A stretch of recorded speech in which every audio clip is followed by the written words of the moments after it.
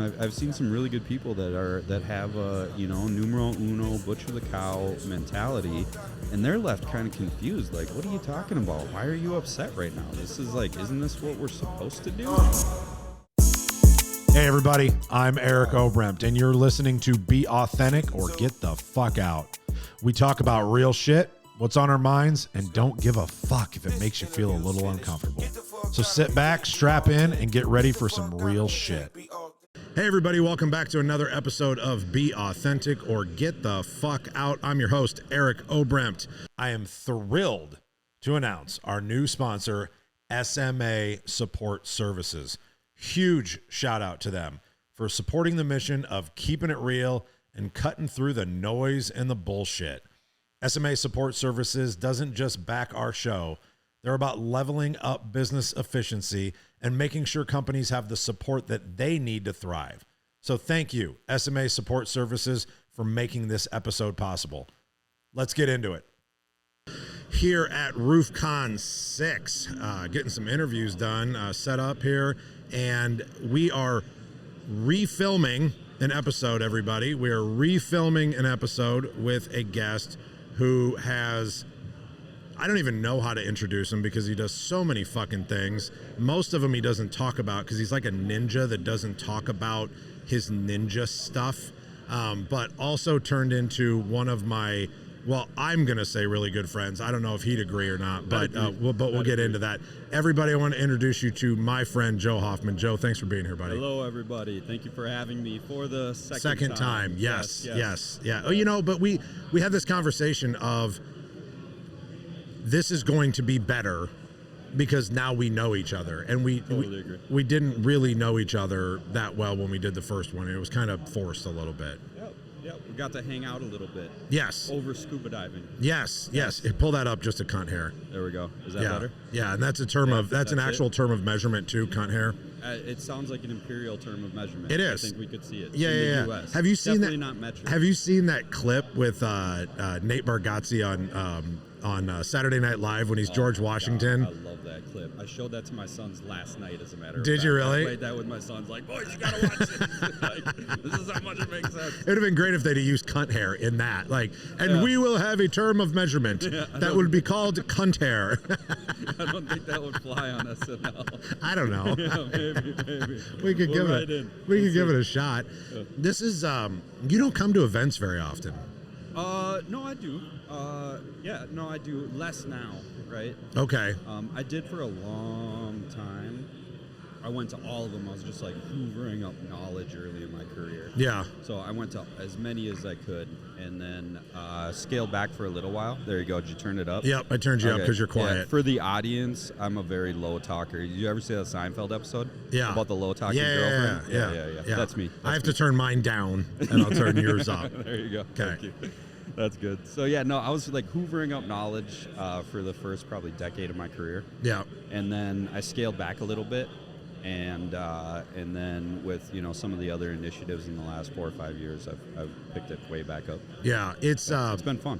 This is the only one that I'm committing to this year, because I've gotten a little overwhelmed. I mean, I went to the ECA thing, and that was great. I might go to, but I'm kind of at that weird phase too, where I love coming because I get to do this, right? And I get to talk to people, and I get to meet people, and do my thing. Yes. But if I'm not speaking, I don't really want to be there. But that's my FYI.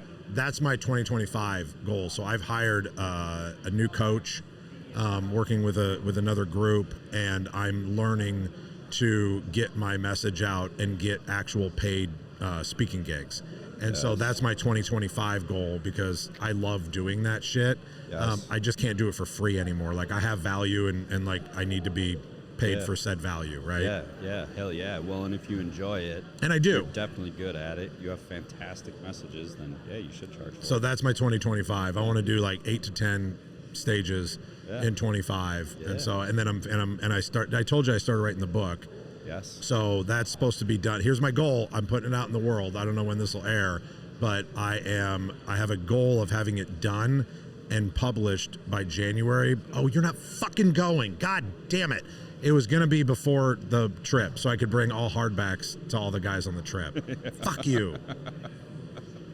This is how friends talk to each other, in case you didn't fucking know that. So, yeah.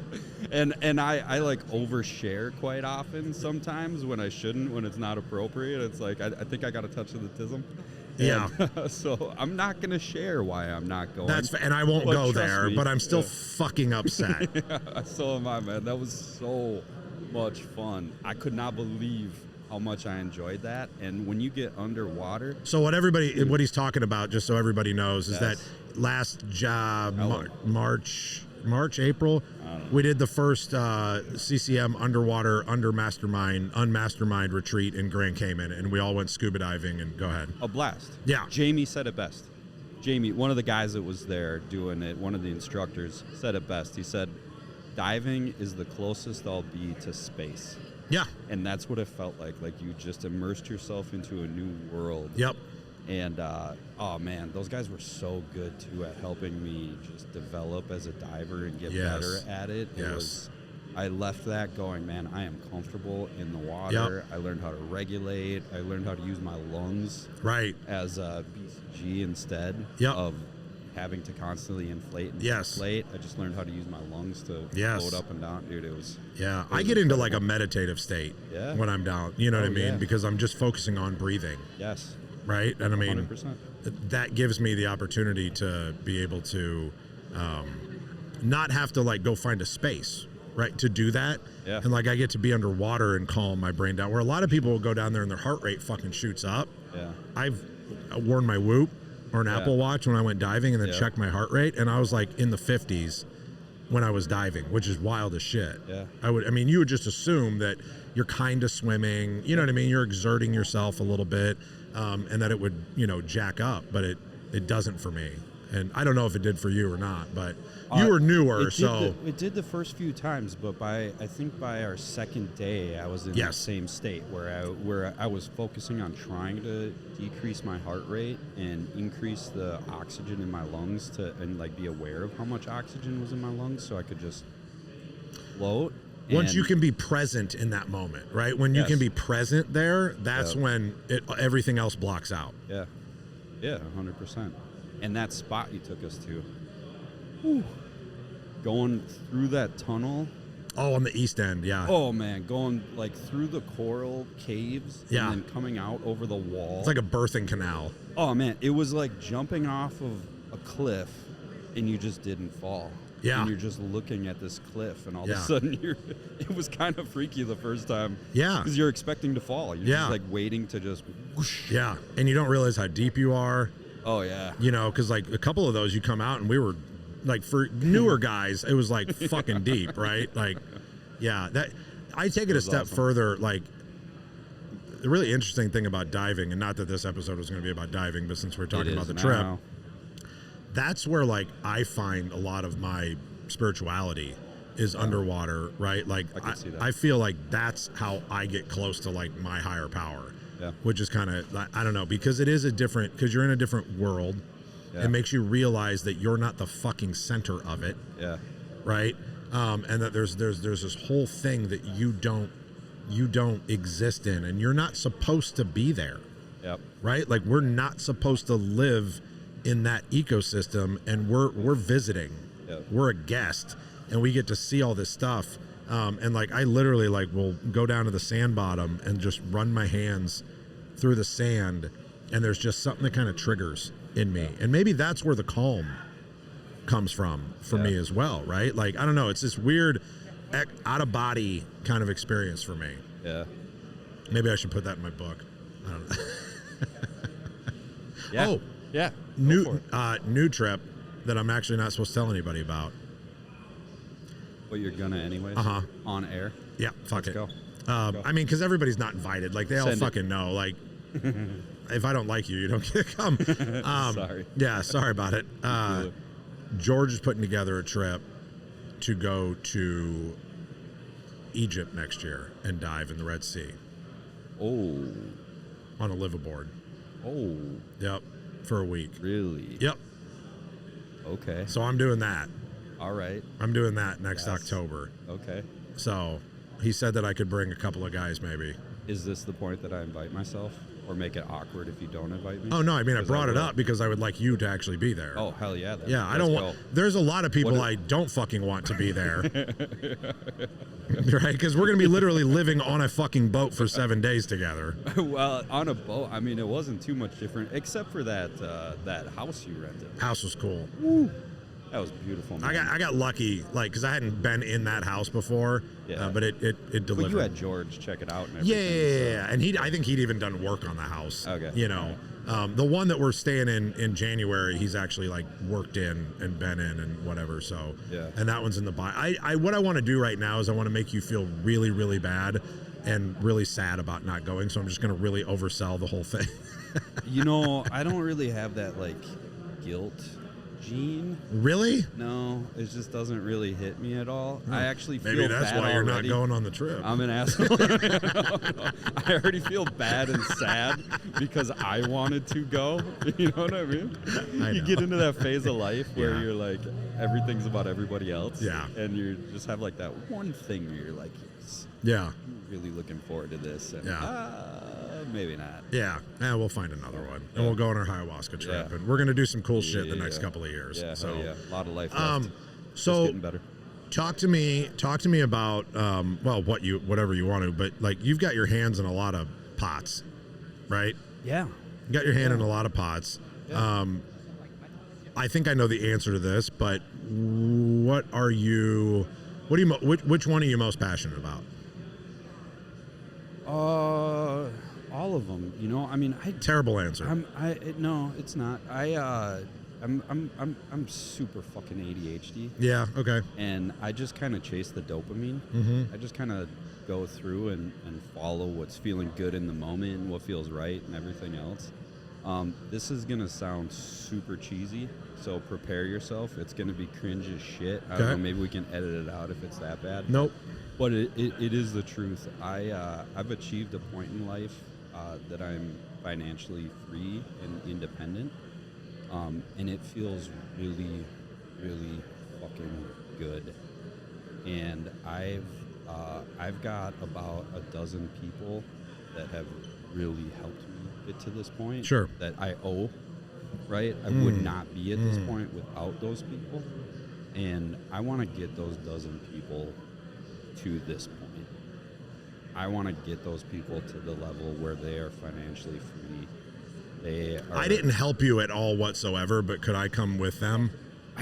Okay, yeah, man. I mean, yeah, it's not mutually exclusive. Okay, all They're right. just like, it sounded like I it have was to like, focus, yeah, you know okay, what I mean? all I right, can't say, hey, I want sounded the like whole there was world to be sounded better, like there was you a know? club, and I'm like, fuck, No. I wasn't in the original No. club, but like, how can I get into that club? No, and that's, you know, and then we go on, and you know, it kind of goes from there. And all those people have their dozen people too, Yeah. because they're all doing better than they were 10 years ago. Of course.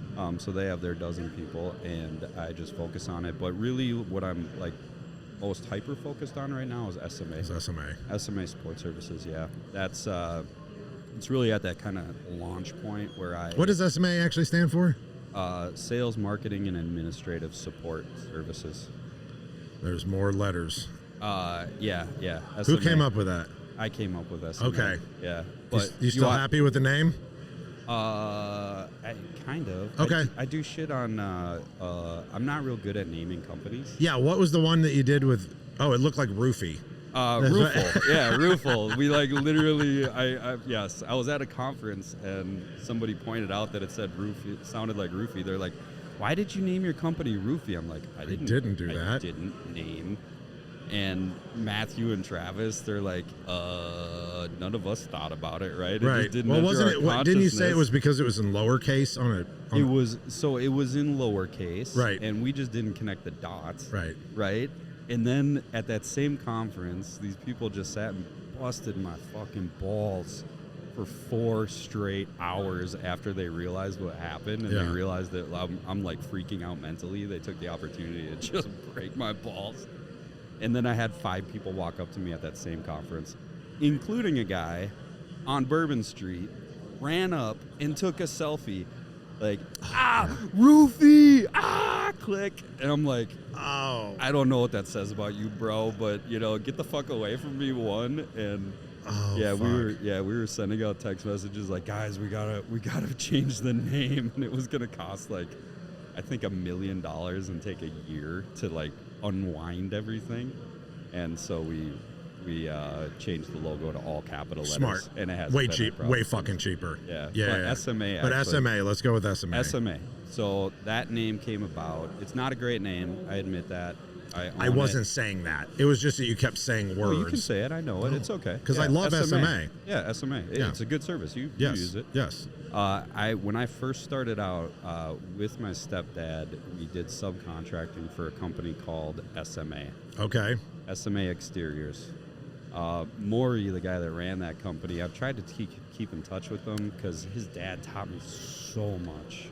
It was an amazing experience. I learned how to side. I learned a lot about business. They did all retail, all this stuff. I learned so much. I've tried to contact Maury a handful of times, and he just fucking ghosted me. Like, he just never returned my phone calls. Wonder why. I don't know. But now I named a company, SMA. Perfect. So as soon as we hit someday, he's going to be a client. I swear to fucking God, he's going to be a So client. tell everybody what the fuck SMA is. SMA is VAs. They a VA company. So we provide VA services, but it's a little bit different, obviously, because we are hyper-focused into exterior modeling. That's what I know best. It's what we do. We know the problems contractors face. I faced them personally for years. I was one of the early founders of UASRC, right? I was one of the early founders. It was like a storm nonprofit trade association, right, for stormers. Okay. That was back in the day when storming was like a dirty word. Right. We were the redheaded stepchildren. Yeah. We were like the gypsies of Egypt. Like, everybody looked down on us. You know what I mean? Or of Europe. Sorry, not Egypt. But Yeah, like, Egypt. We're just talking about Egypt. Yeah, that was in my head. But and so we founded that because there was a lot of stormers that did things the right way. We did things really well, right? So there was like two of you. No. 20, you had fucking breakfast. You had breakfast meetings. Yeah. I think we got up to 75. Oh shit. Yeah, it got big, pretty big, you know. And I helped found ECA. I've been at all these conferences, so I don't just have my own personal experiences. Oh, you helped found ECA? I was one of the very first. Yeah. Oh, I didn't know that. Yeah. Yep. I was. I was there with, I think it was 6 other contractors. Oh, cool. At the very first meeting. Oh, nice. Okay. Yeah. Sorry, I digress. Yeah, no problem. I just didn't know that. Yeah, so at these conferences, I mean, I don't, and you know what these conferences, all the magic happens after hours at the bar, which you don't partake in. No, my magic happens here on the floor when I get to talk to people. Then I go home and go to fucking bed. Yeah. But I sit in meetings and, just heard. So, I'm not just drawing on my own personal experiences, but the experiences of dozens of other contractors that I have the privilege. What made you say, yeah, VAs, that's a business? Hoffman Weber Construction, the first business that it all sprang from, right? Everything kind of sprang out of that company. So you just randomly started hiring VAs inside of Hoffman Weber? So I have a friend in Minneapolis who's a huge real estate agent, right? We went to high school together. We did dirt. We were pretty good friends. Talked business back and forth. And when I say big, I mean like he did like $1 billion in sales last year, right? Big real estate agency. And I had a guy that was answering my phones, responding to leads. Phenomenal. He had to move positions because he, for personal reasons, he had moved into production. He just had to get out of swing shift, right? Right. Had to be home by 5 o'clock. I went through 6 people trying to replace him. 6 people in a row over like a 3-month period, and I'm just beating my head against the wall. I talked to Chris. We're talking business. I'm telling him this problem I'm having, and he's like, "Oh, dude, you gotta go overseas. You gotta go to the Philippines."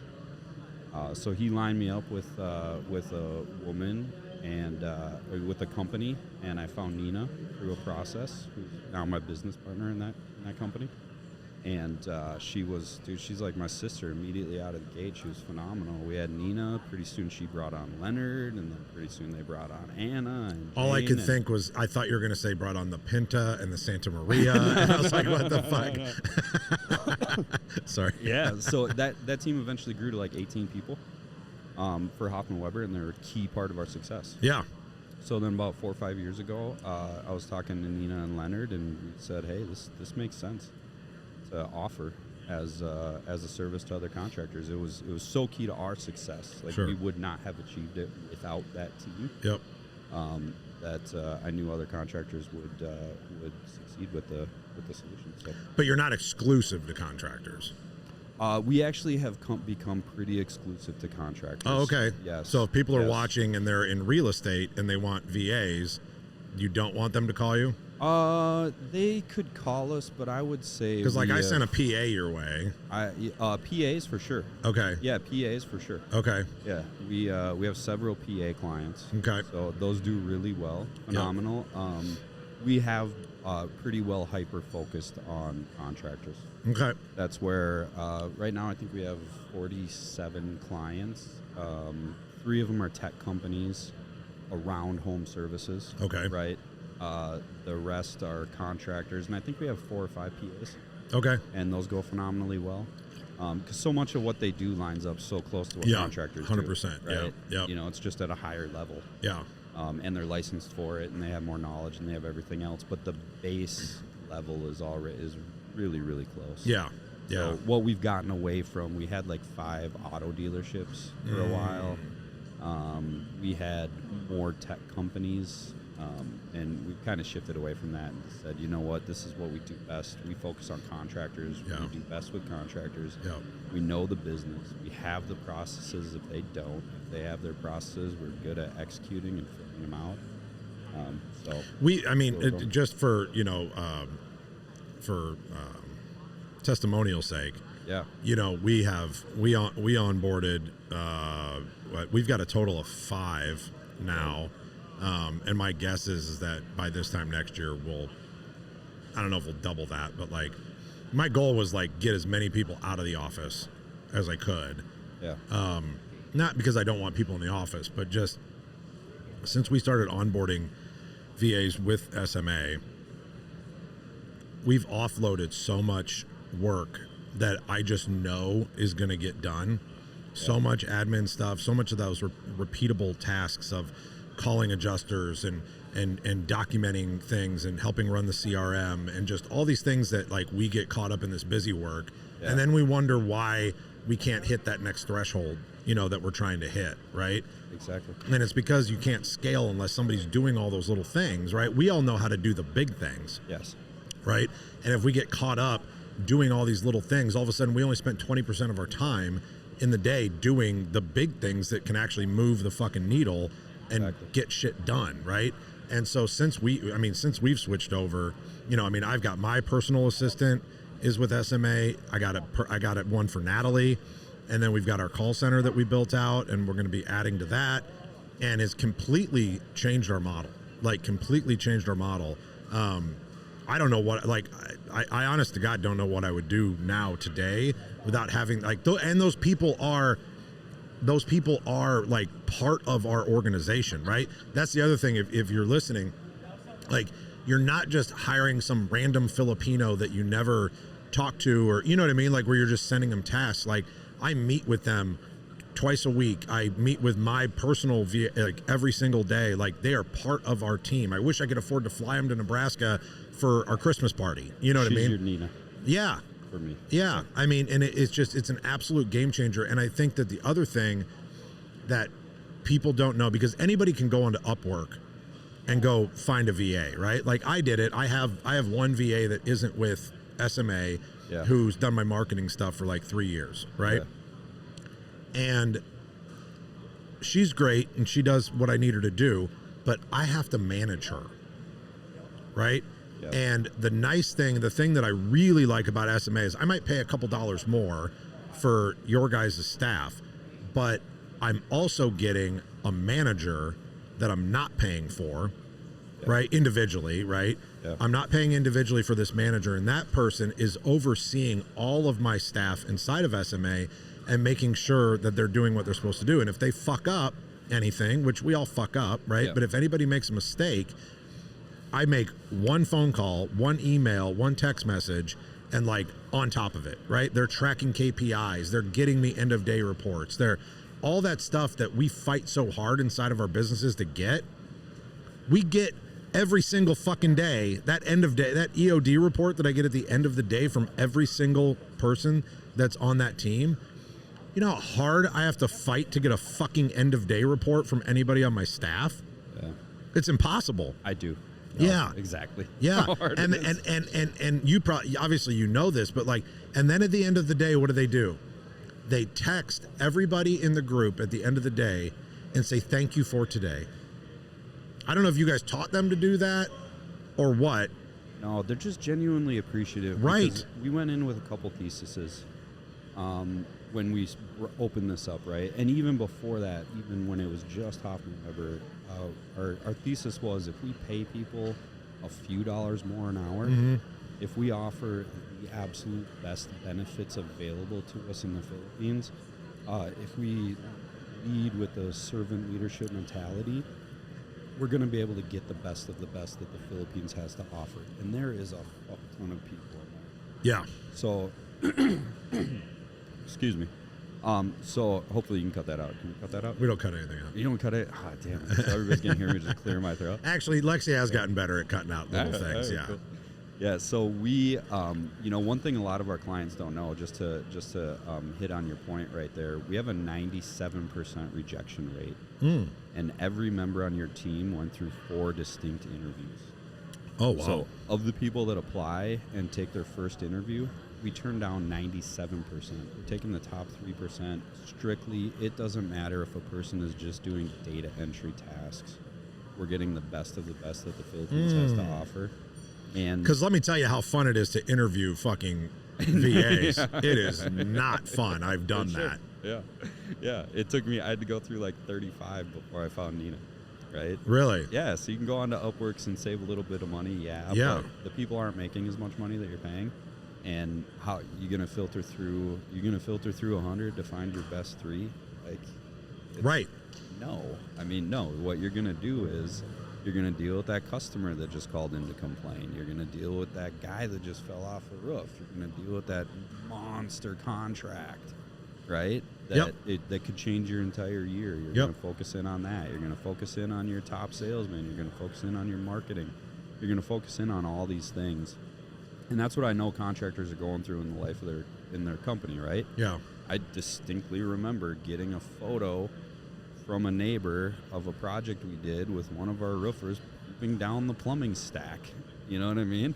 Taking a shit down the plumbing stack? Taking a shit down the plumbing stack on the middle of the roof. Like that day, I was dealing with that. Right. Right? Yeah. Like I remember when roofers put the type B gas vent too tight and gassed out a homeowner, gassed out a family. Like it almost killed a family. Yeah. Right? Yeah. Like that day, that is what I was dealing with. Right. I remember my first multi-million-dollar job that we pitched and bid out and we're getting really close to getting, right? That week, that is what I was focusing on. You know what I mean? I wasn't focusing on KPIs. I wasn't focusing on interviewing things. I was focusing on what I should have been focusing on, which was that either biggest opportunities or vision, right? Where do I want the company to be in 3, 5, 7 years, or the biggest crisis? Right. And that's where we belong. And that's what SMA tries to do, is enable not just owners, but high-level individuals stateside to focus on those things that they really should be focusing on. What do you think separates you from? Because I know there's another VA company here. Yeah. What do you think separates you from them? There's a lot of things. One, our compensation, right? Yeah. We do compensate higher intentionally. Which translates to better people. We have literally had people answering phones for our customers that were previously running teams of 500 for Google. Oh, shit. Yes. They were in charge of 500 people for Google, and now they're answering the phone for a contractor. And that's the level that we compensate our people at. Wow. Yeah, so we're getting a much higher level person. Yeah. Period. Our processes, the real level knowledge that we have of the problems and friction points that contractors go through. And then finally, and last but not least, exactly what you described, those people are your people. Yeah. Outside of you and whoever you want to know, Nobody knows that SMA even exists. Right. That's our goal. Like they're out there wearing your company logo. Yeah. They're wearing your hats, right? If you call them and ask them who they work for, they're saying your company. They're not saying SMA. Right. We have, it's called a dedicated service model. So we have one agent works for one contractor, right? Period. Instead of most of them are what's called a shared service model. Yep. So they're doing a relatively similar task for 5 different Got it. contractors. Yeah, that's important. I think people need to understand that. Yeah, yeah. And it costs a little bit more. Yep. For sure. Yep. It definitely costs more. It is Yeah. far more effective, far more lucrative for the business. SMA would make a lot more money If you shared. if we did a shared service model. Yep. Yep. We could lower our prices and make more money if Right. we did a shared service model. But the delivery wouldn't be the same. It wouldn't be the same. And I know contractors, look, I mean, we're all snowflakes. Not in the derogatory term. I'm not talking shit. I love our community, right? But we're all very, very similar, but with very important, unique differences. Right. That make that shared service model in our industry just not ideal, in my opinion. Yeah. Right. And we'll find out. I We'll see who think grows faster. I think your opinion matters. Thank you, Eric. Yeah, you're Your welcome. opinion matters too. And for the audience, I did not pay him to say any of the things that he has said. Hey, everybody, we're going to take a quick little break here. I want to stop and thank our new sponsor. If you're serious about getting your time back and scaling your business, then SMA Support Services is your secret weapon. I use SMA for all of our support and admin tasks. Everything from back office management, day-to-day admin, even a call center. Their team frees up my staff to stay focused on high-level, revenue-generating activities. And that, let me tell you, is a fucking game changer. SMA isn't just support. They're a partner that keeps our operations running smooth and efficiently. So if you want to focus on growing your business and leave the support work to the pros, hit up SMA Support Services.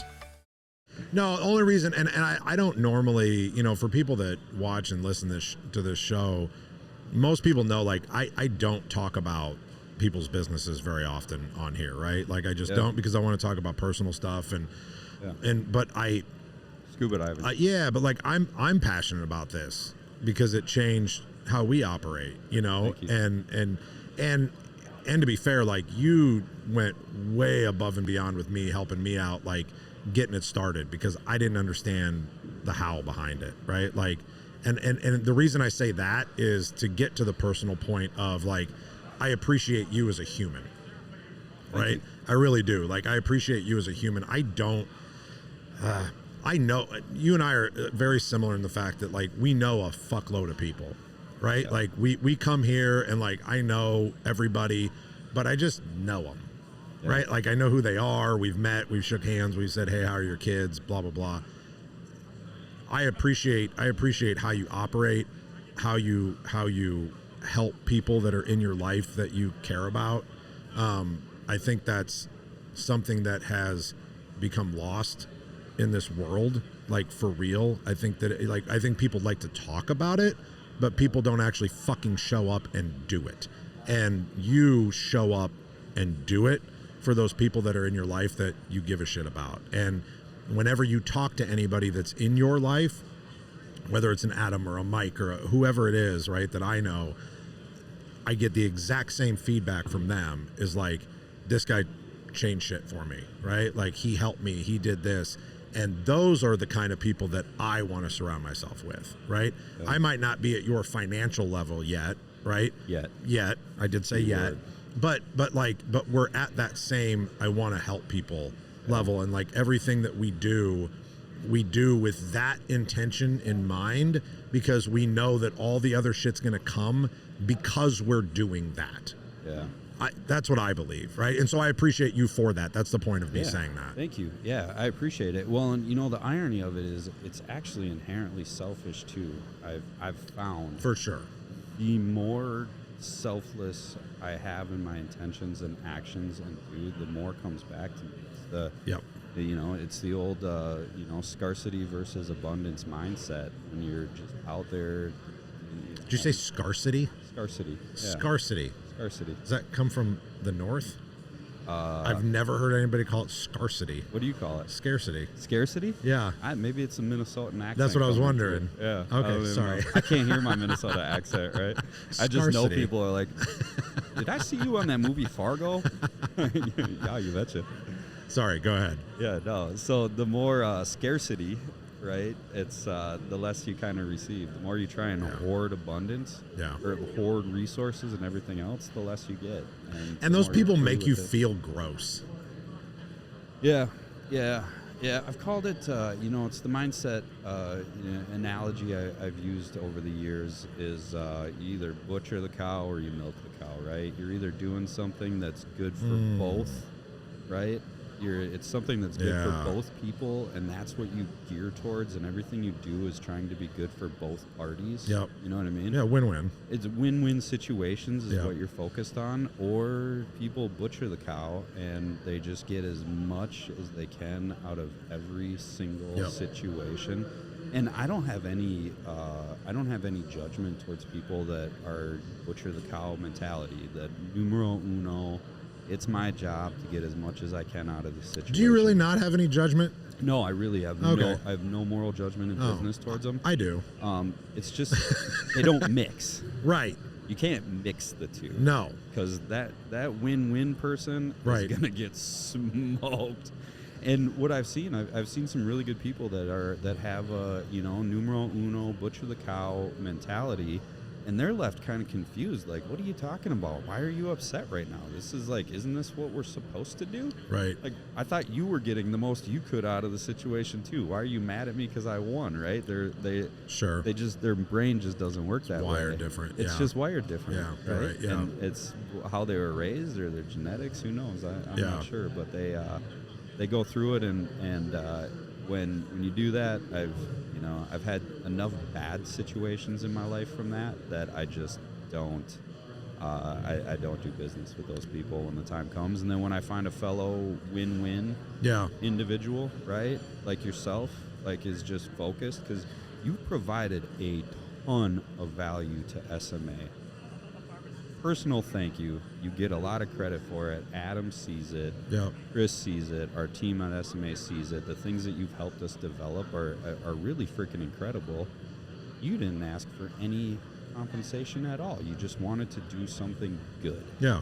Right? You just wanted to help. And so when I run across individuals that have that mentality, I lean in. And when they're also authentic, right? They have that mentality and they're an authentic person. Yeah.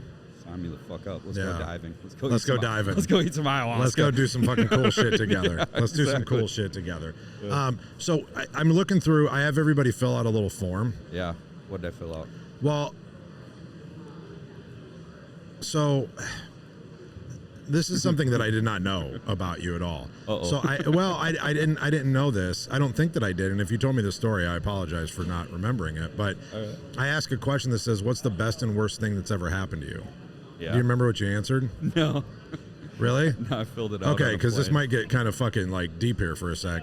But because you wrote the worst thing that has ever happened to you was finding out that your biological father had paranoid schizophrenia. Oh yes. Yes. Now let's frame that first though, because you wrote biological. Yeah. So what's that?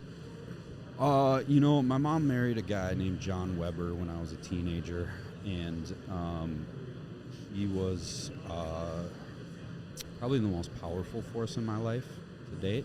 Okay. He never forced himself. He never came in and said, "I'm your dad now." You know what I mean? What the hell are you doing drinking? Like he was just really cool and really supportive, and he taught me so much about what it means to be a man. Is that the Weber and Hoffman Weber? That's the Weber and Hoffman Weber. Okay. Yes, he brought me into the business when I had nothing else. Okay. When I was 19 with a pregnant girlfriend. How'd you get your name first? I don't know. Okay. I'm not sure. I just, alphabetical? Okay. Where it works, I guess. I don't know. Okay. Rolled better? I'm not sure. Okay. All right. No, there's no significance to it. I'll tell you that for sure. Okay. And so I've considered him my dad for quite a few years, for a long time. Did you know your biological dad at the time? Yeah. Oh yeah, I did. Okay. I did. My mom never kept me from him. She never poisoned the well, so to speak, as I think you see a lot. She always said good things. She always let me know that he loved me, and he did. He let me know in the ways that he was able to as well. Yeah. And, you know, I flew out once a year and saw him for a week or so, and, you know, we'd spend that time together. But so when did you find out that news, that he had paranoid schizophrenia? I went to see the movie A Beautiful Mind when I was about 19. Okay. Russell Crowe. Yeah. A Beautiful Mind.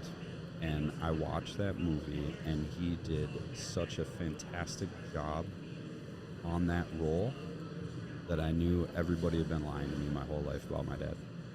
That moment, I watched that movie and went, these motherfuckers have been lying to me my whole life. Really? Yeah. So what'd you do? Well, I started researching that disease, right? Deeply. But my whole life they had told me that he had a nervous breakdown in the military. He was in Russian intelligence in the military during the Cold War in Germany. Oh. And they said he had a nervous breakdown. He just never came out of it, and that he had severe depression. But it was actually paranoid schizophrenia. And then you confirmed that's what it was? Or is that you self-diagnosing it? No. It was confirmed after that, right? Oh, after okay. I saw that movie, I started calling people out, like, what the fuck is this? And they're like, well, yeah. But the disease had such a stigma at the time. Yeah. I think it, a lot of the stigma around mental illnesses has gone away for the better. Yep. And because, if you open stuff to the light, you can actually deal with it. Right. But at the time, there was such a stigma around it. I think that they were trying to protect me or whatever else. I'm not sure. So when I read that, though, the way that I took it, and maybe this just makes me a horrible human, was that if I would have found that out, it would have been the worst day for me, because I would have started thinking, holy fuck, is it hereditary? Now I got to worry about my kids, and I got to worry about me. You know what I mean? Like, that's where my mind went. Did you go there? 100% Okay. where my mind went at that time. Yeah. And as I did research and discovered that it is hereditary, and I was like at 25 times the likelihood to develop And disease. it becomes apparent like in your 20s and 30s, doesn't it? Once you're 30, you're like out of the woods. Okay. Right. You're Okay. safe. So it's 20s that like it. Okay. 1 in 5 million or something Got that it. it develops after 30. Okay. I don't know what the exact stat is, but it's extraordinarily rare after 30. But yeah, so I spent my entire 20s, that whole decade, and it decreases. It kind of peaks at between 20 and 25 and then decreases by the time you get to 30, right? And then once you're 30, you're out of the woods. But I spent that whole decade analyzing myself and my psyche for And signs. everything that you did. Everything that I thought, every Right. perception I had. Oh my God, that had to be Constantly. fucking exhausting. It was fucking terrible, man. Which is why I gravitate so hard towards authentic people. I gravitate Oh, that makes so sense. hard when I met you, and Mike Goldenstein said, you gotta meet this guy, you gotta meet this guy. And then we met and we started talking, and I said, this is a guy that will not bullshit me no matter what. Right. If he says something good, I can take it to the bank. If he says something bad, I can take it to the bank. Yeah. If he has something bad to say, I'm gonna fucking hear it, because I spent a decade questioning my own reality. Oh, And so God. during that time, I just developed really close friendships with people that I could 100% trust to go, bro, you're acting fucking crazy. What the fuck was that just came out of your mouth? You Right. know what I mean? And some questionable shit comes out of my mouth fairly regularly. Yeah. Well, that's So- also why we're friends. Yeah. But man, yeah, that had to be exhausting for a long period of time. Yeah, it was exhausting, but I think through that I developed self-awareness. And I was just gonna self-control. say, did it give you an opportunity to like learn more about you? Without realizing it. Yeah. It's just in hindsight now. Yeah. I'm in my Yeah. 40s that Yeah. I can look Yeah. back and say, yeah, that time period is where I really developed Yeah. a much higher And we're level of good-looking self-awareness. motherfuckers for our 40s, I'll say. Like, Yeah. you're well more put together than I am. Like, we tried to go on a jog, I and don't that know was about proved. that, But yeah. yeah. We're I mean, winning in our 40s. Yeah, I do have the hair, right? You do. Yeah. You do. So, this thing, I did it for y'all this morning. Are you a hat guy? I do. I can't wear hats. I get like sweat and I get this like irritation on my head. I know. We've actually had this conversation. I can't believe guys with gray hair like yourself wear a hat all the time. Yeah. I see it all the time. I know. Like most you know what it comes really back to me though is that I played baseball and golf my whole life. Yeah. And so like you wear a hat playing baseball and you wear a hat playing golf. People that don't wear a hat playing golf are fucking lunatics to me. Like crazy. I won't play golf with you if you don't wear a fucking hat. Like there's something wrong with you. It's weird. I'll keep that in mind if we ever play golf. It's weird. Do you play golf? I play golf 2 to 3 times a year. So you don't play golf? Usually it has to be a scramble. Yeah, we don't play golf. Or a best ball tournament. Yeah. And I have to have a ringer on my team. Yeah. Those are my rules. Yeah, I'll be the ringer. Yeah, you can be the ringer. So, well, I mean, maybe I'm not level at ringer, but charity golf tournament that you don't really care about winning. You just want to go out there. I've never played in fun. anything in my life that I don't care about winning. Hey, you don't want me on your team. You don't want me on your team. Yeah, we'll stick to scuba diving. Yeah, you know what's fun? Winning, Joe. That's what's fucking fun. I agree. I do. I've had a revelation. Like I will only play in one golf tournament a year, like one scramble a year, because I get so. It fucks me up because I actually play, right? Like I play. Like I play a couple times a week. Like I'm a single digit handicap. Okay. And if I go play in a scramble, my swing is fucked for like 2 weeks. And it takes me a week and a half, 2 weeks to like get back to like my controlled, balanced swing. You listen to music while you golf? Yeah. Do you have like the speaker going with the music? Yep. Okay. Yep. Right. Yep. 100%. Like I'm serious and fucking dialed in though. Like don't talk to me as I'm fucking walking up and lining up my shot and like going through my pre-shot routine. Yeah. Like I had to tell somebody like, could you shut the fuck up? Like while I'm doing this, we can talk when I'm done. Yeah. And they're like, oh, okay. You know, like music's on and we're having a good time. But like and again, I'm not like great, right? I'm good and I can beat a lot of people, but you got a single digit handicap. I mean, that puts you in the top, what, 1%, half of 1%? That's what I've heard. Yeah. That's what I've heard. But anyway, I do love golf. I love golf and scuba diving. Yeah. And you get to do that in cool places with cool people. For sure. So ours is scuba diving. So, all right, the way that we end all of these shows is time already? Yeah, we're at almost 50 minutes. Time already. Yeah. We started on time and ended on time. Yeah, I know. Look at us. Oh my God. We're like a couple of professionals is what we are. Just a couple of pros. I wish we could do this for like 4 more hours, right? I wish I could read you the group text I sent out this morning and last night. Why can't you? Me. You can. Was I on it? I can, but the one you weren't on it. Oh, not that one? It wasn't very professional. Well, I want to hear it. Who was it to? Various teams. Oh. Yeah, that's all. Oh, okay. I just told my whole team, hey, you know what, I'm going to skip the conference. I'm going for bloodies instead. Just to get their reaction. Love that. Yeah, the way that we always wrap these up is that I generally, like, I try to remember everything and, like, bring everything to the table that we want to talk about. But a lot of times I know guests show up and either have something on their mind. They're like, I hope we talk about this, or I hope we share this, or they want to expand on something that I cut short during the interview. And so I always want to give the floor back to the guests for the last few minutes to wrap up however you want to make sure that the audience hears, or me for that matter, right? Like, just because this is our conversation, they just happen to be fucking listening. So floor is yours to wrap up how you'd like everybody to do hear. I like still talk to you, or now do I turn to the camera? Nah, fuck them. Talk to me. No, I guess I just want to hit back on SMA and say if anybody out there watching has a problem in their business, they're looking to elevate their business, they're stuck at that level that 5 million, 10 million, whatever it is level, and they're looking to get past it, give us a call. Check out SMASupportServices.us. And you can find us on Facebook, Instagram, all the places. Here's my suggestion. Before you call, go read Dan Martell's book, Buy Back Your Time, to like get you in the right mind space and right mindset of it. We did that in CCM together, and everybody read that. And I think that like once you read that, you're like, oh, fuck. Now you understand why you really need something. Chris has actually started sending that book out. Oh, really? Smart. Yes, to every person that he has. Oh, love that. Yes, he just sends it out. If they have a consultation, he sends them the book. Perfect. Yeah, that's sure. absolutely. It's a great call. Yeah, it's great. Yeah, that's absolutely what you should do. Yeah. Everybody, thank you for listening. Joe, thank you for being here. Thank you for having me on for the second time. We don't have sponsors here. Nobody wants to give me any fucking money to do this. So our sponsor, thank you. Our sponsors are me. Our sponsor is also CCM, Culture Movement, and the Underwater Unmastermind. Dude, let's give a shout out to Cult Culture, by the way. Appreciate that.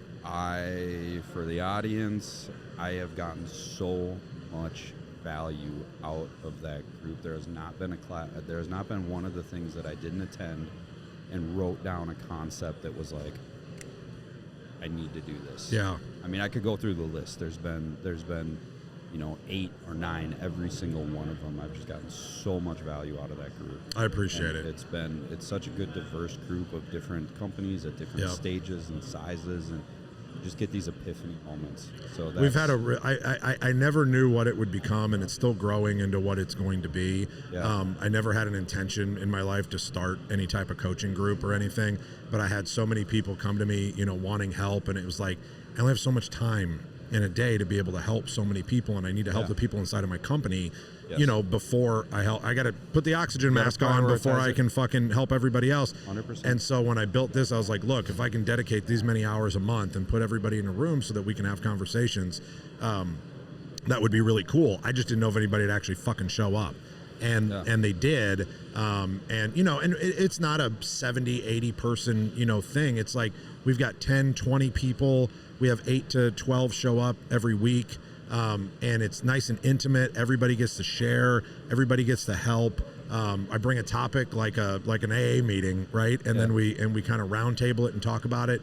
And it's been super, super rewarding. And having you there has been awesome as well. So I appreciate that. If anybody out there is looking for something like that, looking for a leadership group, an accountability group, really, where you can get into the room with some like-minded people, and maybe get into some rooms with some people that you normally wouldn't be able to get in with, as well, to be able to pick their brain. Everybody in that room is so open and so willing to assist. It's just been, it's been great. So thank you very much for being part of it. Thanks for putting it on. Yeah. Like I said, I've been a part of a lot of those groups before. There hasn't been one yet that I made every single meeting that I could. I possibly could if I wasn't on a plane. Yeah. Right? You've been great. If you're not out of the country or on a plane, you've showed up, and I appreciate that. Or a hurricane or something. Yeah. Crazy. Well, fucking hurricane. Yeah. What are you gonna do? If you don't have power. Right. Yeah. I mean, power is helpful. Yeah. Everybody, thank you for tuning in. We're gonna be starting season. Well, I guess I shouldn't say that now. Lexi, cut that. I'm not allowed to talk timelines when I film these, because we never know when they're going to air, and I fucked up and I started doing them. I'm like, well, first episode of blah blah blah, and she's like, we're putting that one last. Like, what are you doing? so I can't do that. She was already gonna cut it. Yeah, I know. I'm like, I can't do that. But everybody, thank you for tuning in. We'll see you soon. If you need anything, reach out to me, Eric Oberempt. You can't miss me. You can find me on Facebook. There's no other Eric Oberempt. And if you need a coaching group, or like to just jump in and check out and see what everybody's about, cultureprogram.com.